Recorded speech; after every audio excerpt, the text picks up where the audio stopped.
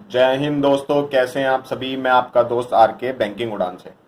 हमने अभी एक सीरीज चालू करी है बैंकिंग अवेयरनेस स्टैटिक बैंकिंग की। उसमें हमने कुछ प्रीवियस वीडियो में कवर किया था history of banking in India, जिसमें हमने देखा था कि बैंकिंग की हिस्ट्री क्या थी, एवोल्यूशन ऑफ बैंकिंग क्या था।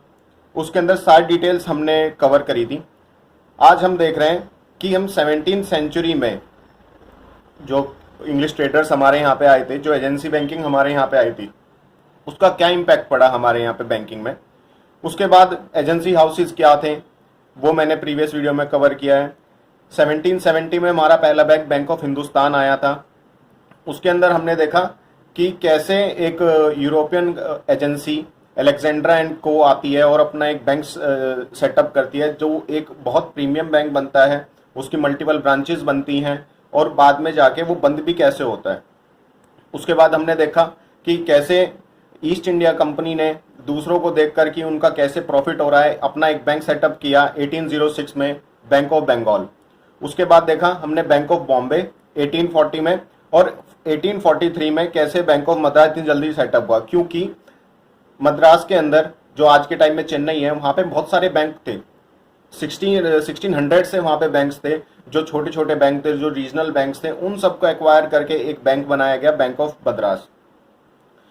उसके बाद हमने देखा इलाहाबाद बैंक आया, जो हमारा पहला जॉइंट स्टॉक बैंक था और पुराना जॉइंट स्टॉक बैंक था 1865 में। Aundh commercial bank, PNB. PNB के बाद हम देखते हैं कि उस टाइम पे आपने देखा कि स्वदेशी बैंक मूवमेंट चल रहा था। उस टाइम पे स्टार्टेड हो गया था, गांधी जी ने चालू कर दिया था अपना स्वदेशी movement, supporting Indian capital and management. तो इसके अंदर हमने देखा कि पीएनबी जब सेटअप हुआ तो एक मूवमेंट चालू हुआ था, स्टार्ट नहीं हुआ था, बस पहले से ही उस स्वदेशी होने की जो एक भीड़ थी वो चालू हो गई थी, जिसके अंदर पीएनबी की स्थापना हुई। अब आते हैं 1900 के बाद। 1900 के बाद ऐसा क्या हुआ और इंडिपेंडेंस तक हमारा क्या चला, वो सारा हम इस वीडियो में कवर करेंगे। सबसे पहले हमने देखा कि स्वदेशी मूवमेंट जो 1906 से 1911 तक चला, उसके अंदर जो स्वदेशी बैंक्स ओपन हुए, उस टाइम सबको था कि हम इंडियन, क्योंकि इंडियन बैंक ओपन करना था, पब्लिक का इंटरेस्ट जो था वो, और जो ट्रस्ट भी था, वो दोनों ही फॉरेनर्स के लिए, जो ब्रिटिशर्स के लिए, उनके लिए कम हो रहा था। तो इसी वजह से हमारे यहाँ पे कुछ बड़े हमारे जो स्वतंत्र सेनानी थे, जो फ्रीडम फाइटर्स थे, वो उठ के आते हैं और अपना बैंक सेटअप करते हैं। सबसे पहला बैंक 1906 में, इससे पहले सिटी यूनियन बैंक 1904 में आ चुका था, लेकिन वो एक बहुत रीजनल एरिया में था, उसके आगे कुछ नहीं था। लेकिन हम आगे बैंक ऑफ इंडिया के बारे में बात करेंगे, जो एक टाइम पीरियड था 1906 से 1911 में कौन कौन से बैंक बने गए थे। सबसे पहला बैंक बना था बैंक ऑफ इंडिया 1906। उसके बाद बना कॉरपोरेशन बैंक 1906, कैनरा बैंक भी 1906, Indian bank 1907, bank of Baroda 1909, और सेंट्रल बैंक ऑफ इंडिया जो सबसे लास्ट में बना, जो स्वदेशी मूवमेंट के सबसे आखिरी में आया, सेंट्रल बैंक ऑफ इंडिया, जिसको हम ट्रू स्वदेशी बैंक बोलते हैं। ट्रूली स्वदेशी बैंक, जो हमारे यहाँ पे कभी क्वेश्चन आता है पीवाईक्यू में, प्रीवियस ईयर क्वेश्चंस में, अगर आपके पास क्वेश्चन आता है कि सबसे जो इंपॉर्टेंट बैंक है इन टर्म्स ऑफ स्वदेशी बैंक, वो कौन सा है, तो आप आंख बंद करके क्लिक करेंगे सेंट्रल बैंक ऑफ इंडिया पे। अब बढ़ते हैं आगे सेंट्रल बैंक ऑफ इंडिया में। सेंट्रल बैंक ऑफ इंडिया 1911 में आया था, और वो जो फाउंडिंग उनकी डेट याद रखना, ईयर मेजरली याद रखना कि 21 दिसंबर 1911 को उसका सेटअप हुआ था। और ये जो साइड में है, ये उसकी हेड ऑफिस है मुंबई, महाराष्ट्र में। ये वो पहला बैंक था जो इंडियन बोर्ड संभालते थे, मतलब सबके यहाँ पे बोर्ड कोई ब्रिटिशर्स भी होते थे, क्योंकि उससे पहले हमारे यहाँ पे फॉरेनर्स थे। वो क्या कर रहे थे, उनको चाहिए था कि अपना काम निकलना और साथ में इंडियंस को मर्ज करके अपने साथ अपना काम निकलवाना है। बैंक से, बैंकिंग में बहुत पैसा बनता था, बहुत हाई रेट ऑफ इंटरेस्ट पे लोगों को लोन दिया जाता था। जो वो पैसा था, जो वो अर्निंग थी in terms of profit, in terms of dividend, वो मेजर शेयर अपने पास रख के थोड़े बहुत इंडियंस को अपने साथ मिला के बैंकिंग कर रहे थे। लेकिन सेंट्रल बैंक ऑफ इंडिया पूरा बैंक ऑफ बोर्ड, मतलब जो इसका बोर्ड था वो पूरे इंडियंस थे, और जो उसका हेडक्वार्टर था वो मुंबई में बनाया गया। और इसको पहला फर्स्ट एवर ट्रूली स्वदेशी बैंक ऑफ कंट्री भी बोला जाता है। और जो उसके जो फाउंडर थे वो थे मतलब ऐसे फाउंडर्स तो बहुत सारे रहे, लेकिन इसमें जो मेजर फाउंडर थे वो सोराबजी पूंचनावाला थे, जिनके नाम पे स्टैंप भी है ये नहीं। अब बढ़ते हैं आगे बैंक ऑफ इंडिया में। बैंक ऑफ इंडिया, इसकी भी स्थापना 7 सितंबर 1906 में हो गई थी। इनके ईयर्स याद करने बहुत जरूरी हैं क्योंकि इनके ईयर्स पे ही क्वेश्चन पूछे गए हैं। और ये जो बैंक था ये प्राइवेट एंटिटीज यानी मैं कोई बिजनेस था, बिजनेसमैन ने मिलके ये बनाया था बैंक, जिसमें कुछ मर्चेंट्स और बिजनेसमैन मिलके आते हैं और अपना एक खुद का एक बड़ा बैंक बनाते हैं, जो आज के टाइम पे भी बहुत बड़ा बैंक माना जाता है। और ये सबसे ज्यादा हाईटेक बैंकों में से एक माना गया था गवर्नमेंट के उसमें सब, क्योंकि इसका एक तो पहली चीज तो हेडक्वार्टर भी मुंबई में था, बीकेसी में। और ये सबसे पहला बैंक था। इस बैंक की इंपॉर्टेंस ये थी कि ये सबसे पहला बैंक था जिसने लंदन में अब सबसे पहले अपनी ब्रांच खोली 1946 में। कोई आप अगर प्रीवियस ईयर क्वेश्चंस कई बार आ चुका है कि कौन सा पहला बैंक है जिसने फॉरेन में सबसे पहले अपनी ब्रांच खोली लंदन में, तो आप क्लिक करेंगे बैंक ऑफ इंडिया 1946। उसके बाद भी ये बैंक नहीं रुका, पेरिस में इसने अपनी दूसरी ब्रांच ओपन करी 1974 में। इसका जो पेड अप कैपिटल था इनिशियल में वो सिर्फ 50 लाख ही था, उस टाइम 50 लाख बहुत हुआ करते थे।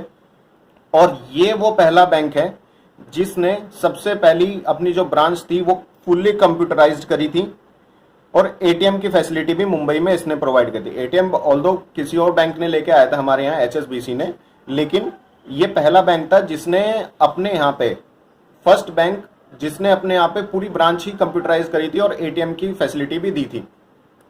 और ये उन बैंकों में से है जिसने स्विफ्ट की, जब स्विफ्ट हमारे यहाँ पे स्विफ्ट सिस्टम बन रहा था जो मेजर यूज होता है ट्रेड के लिए, उसमें जब सेटअप हो रहा था तो इन फाउंडिंग बैंकों में से एक बैंक बैंक ऑफ इंडिया भी था। इन टॉपिक्स में से आप वो कवर कर सकते हैं। मैं वो इन टॉपिक्स को लेके आने का, इन बैंकों के बारे में डिटेल बताने का मेरा मतलब ये है कि जो जो प्रीवियस ईयर क्वेश्चंस उन बैंकों के लिए बने हैं, जो जो प्रीवियस ईयर क्वेश्चंस उन बैंकों से इंपॉर्टेंट है, वो सारे पॉइंट वाइज मैंने इसमें मेंशन करे हैं। हमने देखा कि हमारे कितने सारे स्वदेशी बैंक सेटअप हो गए थे 1906 से 1911 और मेजर बैंक्स थे हमारे यहाँ पे। वो बैंक्स मेजर थे जो आगे जाके एक बड़े नेशनलाइज बैंक भी बने हमारे यहाँ पे। उसके बारे में हमने देखा कि कैसे हमारे यहाँ पे इंडियंस जो थे वो ज्यादा से ज्यादा इमर्ज हो रहे थे एक बैंकिंग सेक्टर में, एक ज्यादा से ज्यादा स्वदेशी मूवमेंट में, ताकि हम अपना जो इंडियन पीपल है उनका ट्रस्ट जीत सकें और अपने पास बैंकिंग ओपन कर सकें।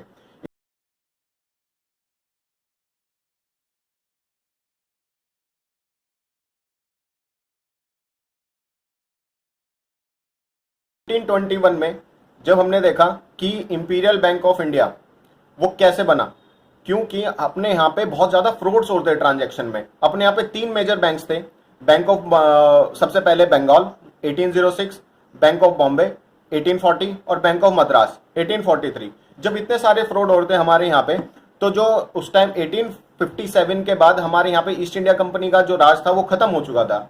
उसके बाद जो हमारे यहाँ पे था वो क्राउन का राज आया, एक तरीके से जो रॉयल थे उनका राज आया, उनके लॉज हमारे यहाँ पे इम्प्लीमेंट हुए। तब जाके हमारे यहाँ पे जब ज्यादा से ज्यादा डिक्लाइन होने लगा और काफी ज्यादा लॉस होने लगा क्राउन्स को, तो उन्होंने अपने यहाँ पे सेटअप किया कि एक पर्सन उन्होंने भेजा जिनका नाम था जॉन माइनार्ड केनेस, जो फादर ऑफ मैक्रो इकोनॉमिक्स भी माने गए हैं। उनको यहाँ पे भेजा, उनसे पूछा गया कि आप जाइए और स्टडी कीजिए कि ऐसा क्या हो रहा है अपने इंडिया में कि हमें बहुत ज्यादा लॉसेज हो रहे हैं, फ्रॉड्स हो रहे हैं और लोन्स में एनपीए भी हो रहे हैं। तब वो आए, उन्होंने देखा कि हमारे यहाँ पे जो बैंकिंग सिस्टम है बहुत अलग है। नोट प्रिंटिंग हमारे यहाँ पे 3 बैंकों को दी गई थी, जो कि प्रेसिडेंसी बैंक्स बने हमारे यहाँ पे। उसके बाद सबसे पहला जो काम उन्होंने किया वो किया कि तीनों बैंकों को मर्ज करके एक बैंक बनाया, imperial Bank of India. Imperial Bank of India जो सेटअप हुआ वो हुआ जनवरी 27, 1921 को। और उन्होंने जो मर्ज किया वो किया सबसे पहला बैंक ऑफ बंगाल को, बैंक ऑफ बॉम्बे को और बैंक ऑफ मद्रास को। और यही जो हैं जॉन माइनार्ड केनिस, इनको ही founder of Imperial Bank of India कहा जाता है। जो मेजर इश्यूज थे वो इन्होंने अपने सबमिट कर दिए थे कि फ्रॉड्स थे। दूसरा नोट प्रिंटिंग जो हमारे यहाँ पे चल रही थी वो बहुत ज्यादा फ्रॉड उसमें भी हो रहा था, डिमांड ड्राफ्ट में फ्रॉड हो रहा था। तो इन सब को देखते हुए ये स्टेप लिया गया। इसके बाद इंपीरियल बैंक ऑफ इंडिया को जब हमने एक सेंट्रलाइज बैंक बनाया तो उसके क्या क्या राइट्स दिए। सबसे पहला राइट्स दिया उसे डुअल रोल दिया हमने। एक तो पहला वो कमर्शियल बैंक भी बना और दूसरा वो क्वासी सेंट्रल बैंक भी बना, यानी कि अपने आप में तो वो एक सिंगल बैंक बना ही दिया था ताकि जिससे वो डिपॉजिट ले सके और लेंडिंग कर सके। उसके बाद उन्होंने एक क्वासी सेंट्रल बैंक का मतलब होता है कि आप बैंकर टू द गवर्नमेंट बनेंगे, बैंकर्स बैंक बनेंगे और कस्टोडियन ऑफ गवर्नमेंट बैलेंसेस देखेंगे। कस्टोडियन ऑफ गवर्नमेंट बैलेंस मतलब जितना भी ट्रेड गवर्नमेंट के थ्रू होगा वो ही बैंक देखेगा अंटिल जब तक हमारे यहाँ पे कोई सेंट्रल बैंक की स्थापना ना हो। उसके बाद क्या हुआ कि अपने यहाँ पे जब गवर्नमेंट के लिए ये bank custodian of government balances का बैंक बना दिया, अपने यहाँ पे एक सेंट्रल बैंक जो टेम्पररी पर्पस के लिए बनाया, और आगे जाके ये भी कहा गया कि इस बैंक को हम जो है वो सेंट्रल बैंक से हटा देंगे, सेंट्रल बैंक के लिए अलग बैंक बनाएंगे। जो इंपीरियल बैंक था वो ट्रांसफॉर्म्ड हुआ India State Bank of India में जब हमारा देश आजाद हो गया 1955 में। इंपीरियल बैंक बनने के बाद 1926 में रॉयल कमीशन, जो हमारे यहाँ पे हिल्टन यंग कमीशन भी बोला गया है, उसकी रिकमेंडेशंस आ जाती हैं गवर्नमेंट के पास। उस टाइम हमारे यहाँ पे ग्रेट डिप्रेशन चल रहा था, यूएसए में ग्रेट डिप्रेशन था, काफी इंडिया के मेजर बैंक्स बंद हो रहे थे, काफी कुछ नुकसान हो रहा था। तो इंडिया में अपने यहाँ पे एक सेंट्रल बैंक बनाने की जो रिकमेंडेशन थी 1926 में रॉयल कमीशन पे, और जिसको हम आज मेन बोलते हैं हिल्टन यंग कमीशन, उसकी रिकमेंडेशन थी कि इंडिया में एक सेंट्रलाइज बैंक बनाया जाए। लेकिन एक बर्डन भी था यूके गवर्नमेंट के पास कि जो ब्रिटिशर्स थे वो ये भी नहीं चाहते थे कि हमारे पास एडिशनल और बर्डन बने, क्योंकि बैंक ऑफ इंग्लैंड जो वहाँ का फेडरल बैंक था, जो वहाँ का रिजर्व बैंक ऑफ एक तरीके से वहाँ का सेंट्रल बैंक था, उनके पास इतना भी पैसा नहीं था कि वो हमारे इंडिया का रिजर्व बैंक ऑफ इंडिया का खर्चा उठा सके। तो उन्होंने बड़ा दिमाग लगाया, उन्होंने कहा कि ठीक है हम आरबीआई की स्थापना करेंगे as a private entity. Private entity में उन्होंने आरबीआई को बोला कि जाइए इंडिया में जाइए और एक बैंक स्थापित कीजिए रिजर्व बैंक ऑफ इंडिया के नाम से, और उसमें एक वो गवर्नमेंट बैंक नहीं रहेगा, प्राइवेट एंटिटी रहेगी, लेकिन उसको हम आने वाले टाइम में एक नेशनलाइज्ड बैंक बना देंगे, एक गवर्नमेंट अंडरटेकिंग बैंक बना देंगे। लेकिन वो टाइम आते आते हम आज़ाद हो चुके थे, और ये काम जो किया वो हमारी इंडियन गवर्नमेंट ने किया मल्टीपल एक्ट्स लाके। नेक्स्ट ईयर उसके बाद 1935 में हमने आरबीआई अपना सेटअप किया, कहाँ पे? कैलकाटा में, जो आज कोलकाता है, क्योंकि हमारा जो मेजर ट्रेड था, ब्रिटिशर्स का सबसे फेवरेट लोकेशन कोलकाता थी, वहीं पर उन्होंने सेटअप किया, वहीं पर सब कुछ उन्होंने अपना डिटेल्स सब कुछ, एक तरीके से रिजर्व बैंक ऑफ इंडिया का हेडक्वार्टर भी उन्होंने वहीं पर ही कोलकाता में ही सेटअप कर दिया था। लेकिन जब इस कमीशन को, जो हम हिल्टन यंग कमीशन के साथ साथ इस चीज को हम एक दो दूसरे नाम से भी जाते हैं। दूसरा नाम क्या है? Royal commission on Indian currency and finance. ये जो कमीशन का नाम था वो दूसरा नाम था, लेकिन मेजरली हमारे यहाँ पे और आने वाले टाइम में भी इसको हिल्टन यंग कमीशन ही माना गया है। रिजर्व बैंक ऑफ इंडिया था, इसको हमने कुछ पावर्स दी थी। क्या पावर्स दी थी? बैंकर्स टू द गवर्नमेंट बनेगा, हम जो उसके बाद जो करेगा वो करेगा मैनेज ऑफ फॉरेन एक्सचेंज, जो भी डॉलर्स में एक्सचेंज हो रहा था, जो भी पाउंड में एक्सचेंज हो रहा था, वो सब यही देखेगा, और रेगुलेट करेगा बैंकिंग सिस्टम को। रेगुलेट करने का बैंकिंग सिस्टम का मतलब था कि ये क्योंकि काफी प्राइवेट बैंक्स थे वो रेगुलेशन नहीं कर सकते, लेकिन जो प्रिंटिंग ऑफ नोट्स थी वो देख सकता था। ये इसको राइट्स दे दिया गया था इंपीरियल बैंक ऑफ इंडिया जब बना था कि आप जो है वो जो टेम्पररी टाइम के लिए सेंट्रल बैंक बना था, जब आरबीआई आ गया तो उसको पावर दे दी गई कि भाई आप नोट छापिए। तो आरबीआई ने ही नोट प्रिंटिंग स्टार्ट कर दी थी जब वो सेटअप हो गया था। ओरिजिनली जो था वो आरबीआई जो था वो एक प्राइवेट सेक्टर एंटिटी ही बना, जिसमें क्योंकि आपको पता ही है उनके पास पैसे नहीं थे हमारे यहाँ पे सेटअप करने के लिए, तो उन्होंने एक प्राइवेट एंटिटी ही बना के छोड़ दिया।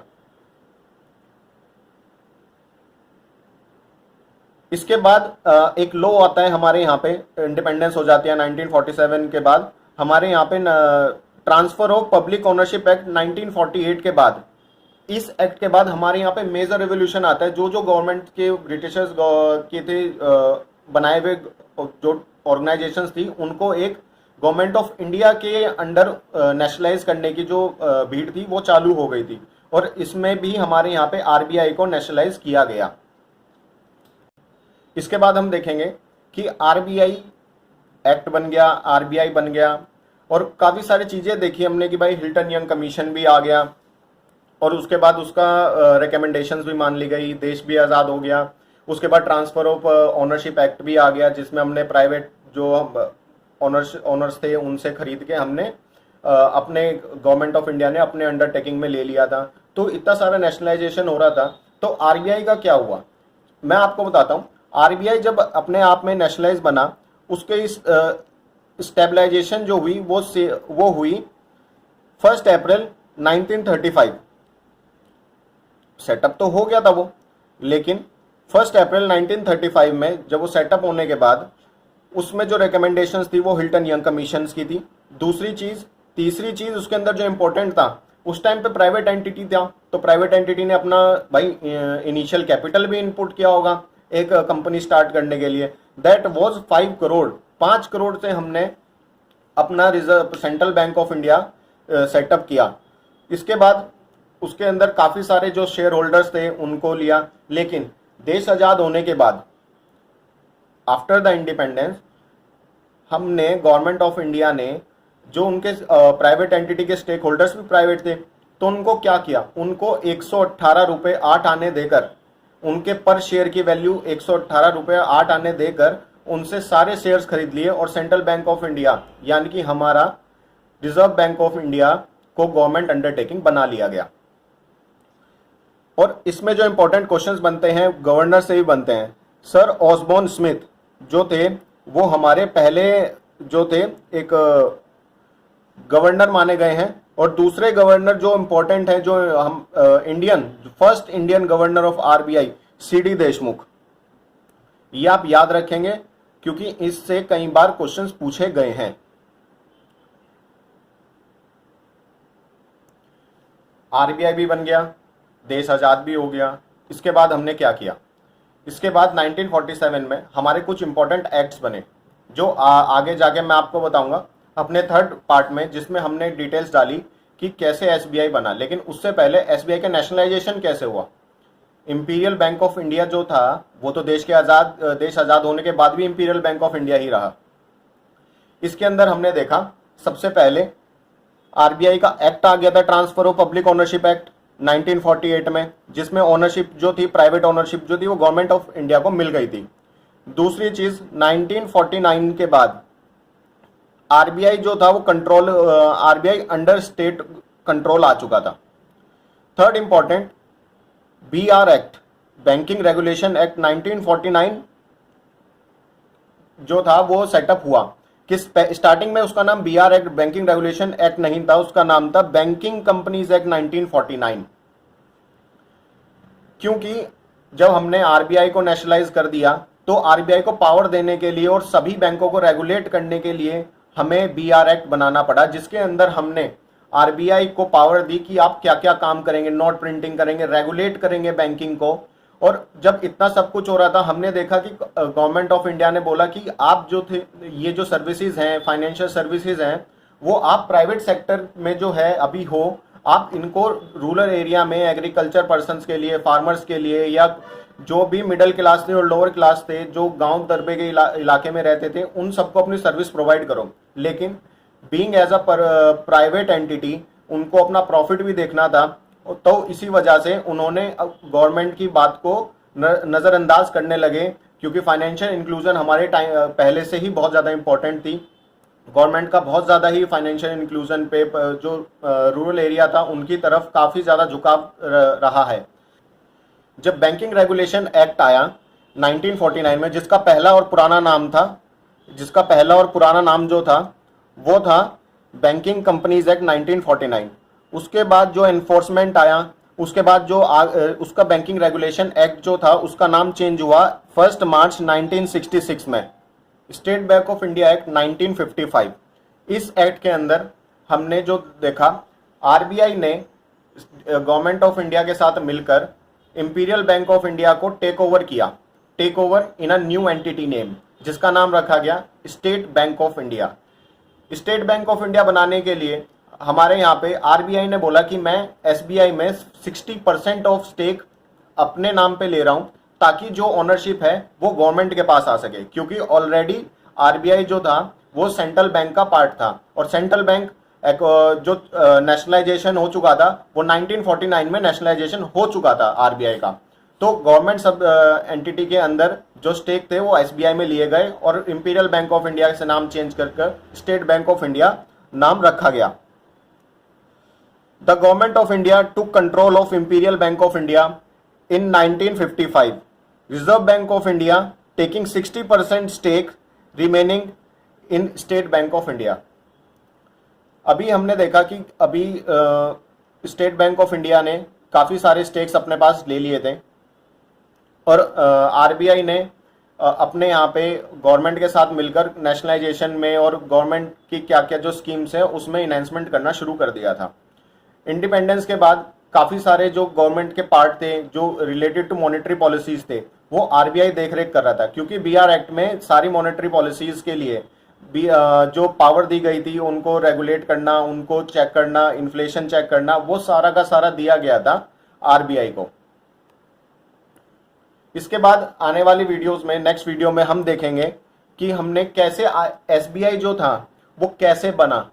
बनने के बाद एसबीआई में जो उनके सब्सिडरीज बैंक थे जो उन्होंने मर्जर्स किए थे और आने वाले टाइम में एसबीआई के लिए कौन कौन से एक्ट आए और बैंकिंग में मर्जर कब हुआ, 1991 में जो एलपीजी रिफॉर्म्स थे वो उनसे क्या बेनिफिट मिला, किन किन बैंकों को लाइसेंस मिला, कौन कौन से बैंक नेशनलाइज हुए और गवर्नमेंट ऑफ इंडिया ने 2 बार नेशनलाइजेशन ऑफ बैंकिंग करी है, स्टेट बैंक की 2 बार करी है, वो कब कब करी है। नेक्स्ट वीडियो में मैंने डिटेल्स डालूंगा। Keep watching, stay tuned. जय हिंद, जय भारत। उड़ते रहो, बढ़ते रहो।